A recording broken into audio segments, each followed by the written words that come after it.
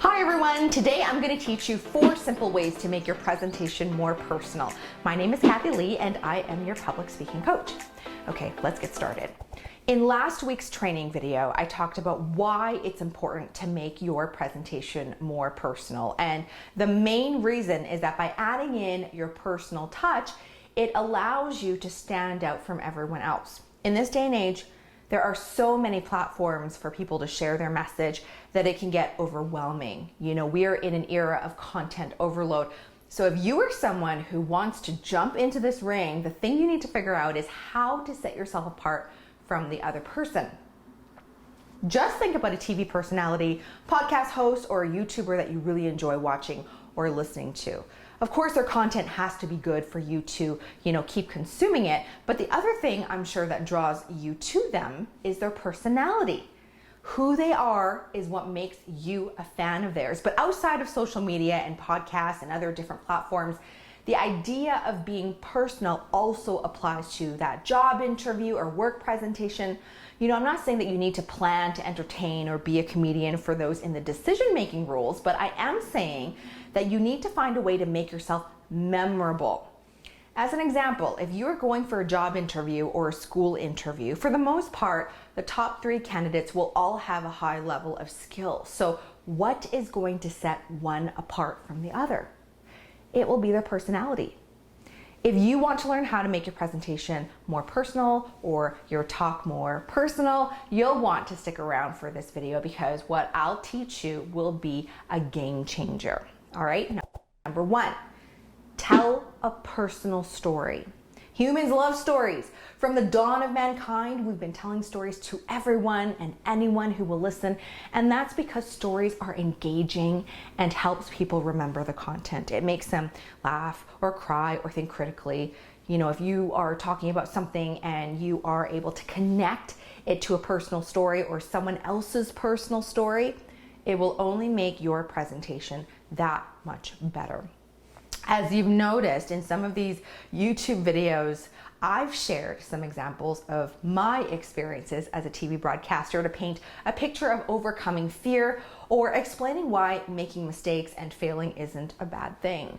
So just something as simple as that has made teaching you that more personal and memorable. Let's go back to that job interview or school interview. The panel that decides if you get the position or get accepted into school, well, they want to learn about you and why you are the perfect fit for the job or school. Remember, your credentials and skills are a given, but they want to know more about you as a person, okay? Number 2, don't be afraid to laugh at your mistakes. Remember how I said being perfect isn't the end game when it comes to public speaking? I mean, you are bound to make a mistake. I still make mistakes, okay? What's important is how you handle that mistake. And one of the best ways to handle a mistake is to make a joke and laugh it off. Again, only do this if you are comfortable and only do this if the scenario makes sense. So for example, I was emceeing one time and, oh, look here, I'm telling you a story. See, telling you a story to underscore what I'm trying to explain. See, I'm practicing what I am preaching. Okay, back to my example. I was emceeing an event a long time ago in front of about 400 people. At that time, I was hosting the morning show, which meant I had to be up at like 3 o'clock in the morning. And the event that I was emceeing wouldn't wrap up till about 10 o'clock that night. So very, very long day. Well, by the time I was near the end of this MC event, I was so tired I could barely focus on hosting. I remember making a big mistake and calling the wrong person, or I think I started to stumble over my words or something. Instead of reacting so seriously, I decided to crack a joke and said, well, I've been up since 3 a.m. and I'm losing steam here, folks. Just bear with me. Well, everyone just laughed. And it wasn't that big of a deal. In fact, by being honest and lightening up the moment, people related to me even more. Of course, the moment was right and I wasn't forcing the joke. It just happened naturally, which is why I think it worked, So assess your situation and moment and determine if laughing at your mistake will work.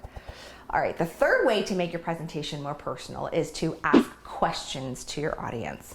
I've mentioned before that a successful presentation or talk stems from audience interaction. It's a two-way street, right? One of the best ways to engage with your audience is by asking them questions. Honestly, even if you are doing a video on social media, You can still ask questions, but just remember to give your audience some time to interact. So even if you can't see them or hear them, right? Make sure that you give them time to interact. So some ideas of like interaction can be as simple as, how's everyone doing today, right?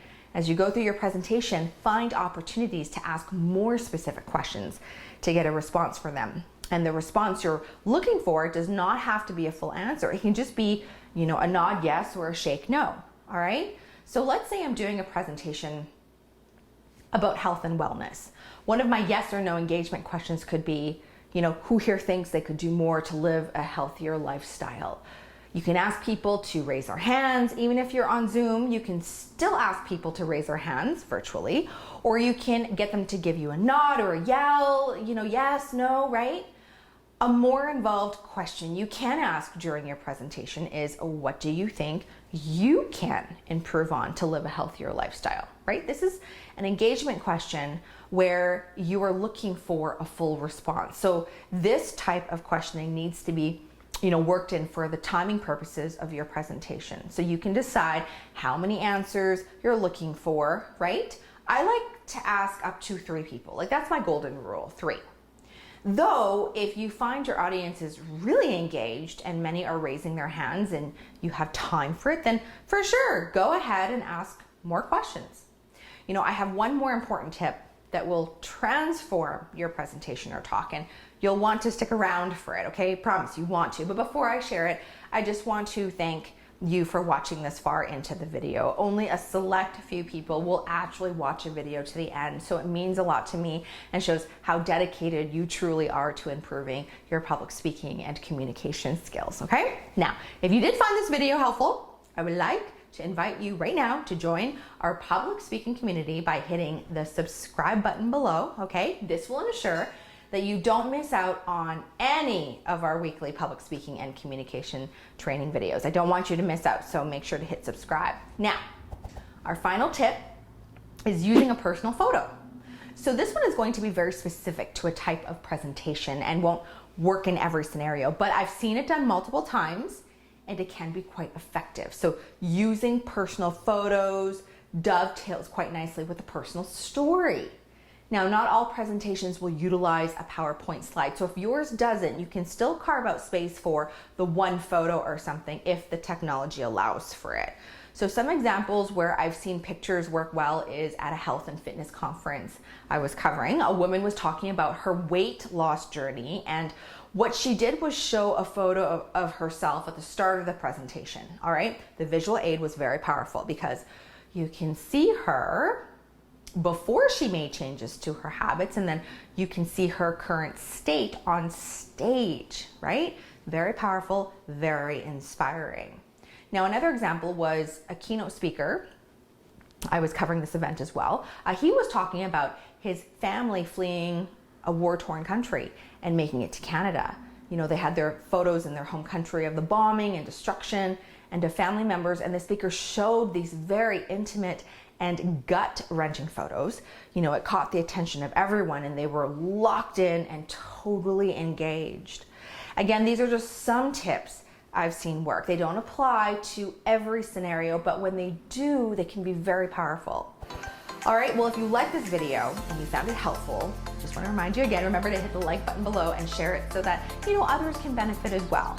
That is all for today. I really appreciate that you guys spent time with me. So just to recap, the 4 ways to make your presentation more personal is to tell a personal story, don't be afraid to laugh at your mistakes, ask questions to the audience, and use a personal picture. If you have any questions or topic ideas, feel free to leave a comment below. And if you would like to learn more about the other public speaking programs that I offer, hit the link in the description to go to my website, sparkyourspeaking.com. All right, see you next week.